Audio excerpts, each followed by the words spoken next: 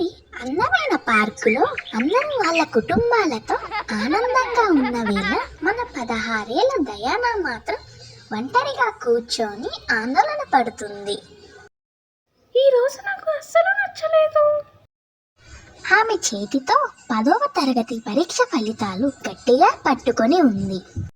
ఆమె ఆ పరీక్ష కోసం ఎంతో కష్టపడి చదివింది. నాకు చాలా భయంగా ఉంది.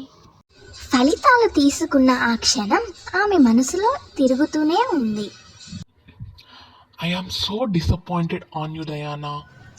ఆమె తల్లిదండ్రులు కఠిన స్వభావం కలవారు. వారు విద్యలో ఉన్నత ఫలితాలను ఎంతగానో ముఖ్యంగా భావించేవాళ్ళు. ఆమె తండ్రి ఒక కఠిన వ్యాపారవేత్త. ఆమె భవిష్యత్తుపై ఆయనకు ఉన్న అంచనాలు చాలా ఎక్కువ. దయానా, ఎగ్జామ్స్ ఎలా రాసావు? బానే రాశాను నాన్నగారు. తెలుసు కదా దయానా, మన బిజినెస్ని ఫ్యూచర్లో నా తర్వాత నువ్వే చూసుకోవాలి. సరే నాన్నగారు. అప్పుడు దయానా తనలోనే ఇలా అనుకుంటుంది. ఎలా చెప్పాలి వాళ్ళకి? 2 సబ్జెక్టులో ఫెయిల్ అయ్యాను. నాన్నగారు అమ్మగారు ఎంత కోపంగా ఉంటారో. వాళ్ళు ఏమనుకుంటారు? అప్పుడు ఒక గంట యొక్క చిన్న శబ్దం వినిపించింది. వెంటనే ఒక వృద్ధుడు మిఠాయి కావాలా చిన్నమ్మ అని పిలిచాడు. అతను రంగురంగుల క్యాండీలు, చాక్లెట్లు ఒక ట్రాలీలో తోసుకొని వస్తున్నాడు. ఇప్పుడు మిఠాయిలు తినాలనిపించడం లేదు తాతయ్య గారు. ఏమైందమ్మా? నీ ముఖం చూస్తే చాలా బాధగా అనిపిస్తుంది. ఏం చెప్పాలనిపిస్తే చెప్పు. ఇక్కడ ఎవ్వరి మాటలు ఎవ్వరు ఎగతాళి చేయరు. నేను పేపర్లో 2 సబ్జెక్టులు ఫెయిల్ అయ్యాను తాతయ్య గారు. నాన్నగారికి అమ్మగారికి ఎలా చెప్పాలో తెలియడం లేదు. వాళ్ళు చాలా కోప్పడతారు.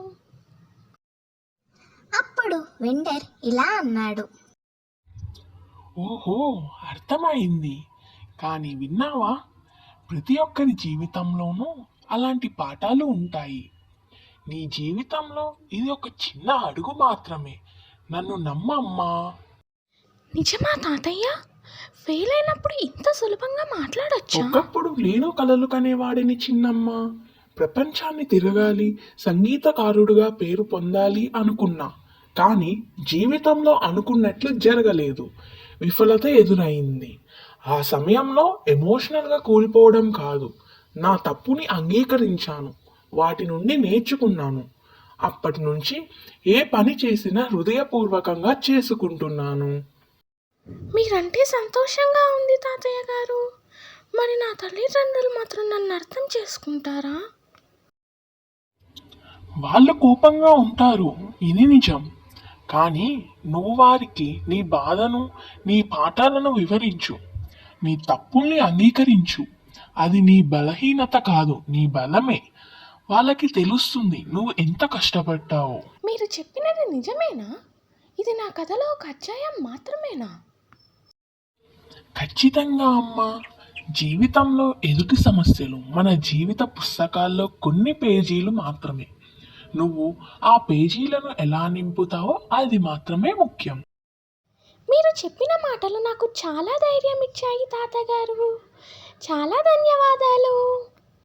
అప్పుడు వెండర్ సంతోషంగా ఇది నీ ధైర్యానికి గుర్తుగా ఒక లాలీపాప్ తీసుకొచ్చిందమ్మా.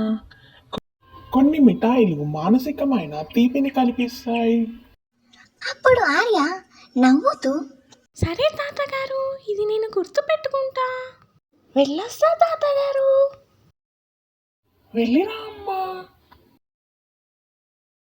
అలా ఆర్య కొత్త ధైర్యంతో తల్లిదండ్రులను ఎదుర్కోవడానికి సిద్ధమవుతుంది.